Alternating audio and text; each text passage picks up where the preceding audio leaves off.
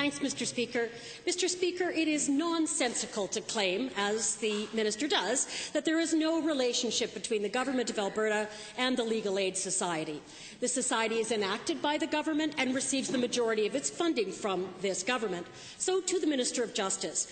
When will the minister stop blaming his federal Conservative cousins for the state of Alberta's Legal Aid Society and get on with it? It's his file. Man up. Minister of Justice. Mr. Speaker, the Alberta Justice Department has increased funding to legal aid last year and will do so again next year. 82% of all funding to legal aid comes from our government. This member needs to join with us in asking the federal government, which I personally do support, to give us more money for legal aid. Less than 18% comes from the federal government. It's time for them to improve access to justice like we are doing as a government. First supplemental. Not their file. Back to the same minister. At what point does the minister consider things are serious enough that he will be moved to some action other than blaming the feds? Is it the incarceration of the poor, the mentally ill, and those people on the margins of society?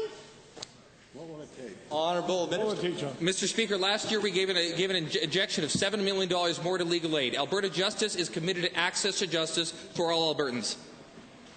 Supplemental. Well, thank you. So far, all we've seen is this minister's agreement with the voluntary employee separation program for legal aid and a request from him to cut services. And meanwhile, he gets all expenses paid trips to FPT meetings to complain about federal funding. So, when is the minister actually going to take responsibility for this, which is his file, and do something? Do the right thing. Mr. Speaker, the last FPT meeting that we had was to Whitehorse in November. It was not a vacation, and it wasn't a sunny destination. But all of us, all 10 provinces through the entire governments in Canada, passed a resolution to asking the federal government to step up to the plate because legal aid is a joint responsibility between the provinces and the federal government. I sincerely appreciate this member's concern.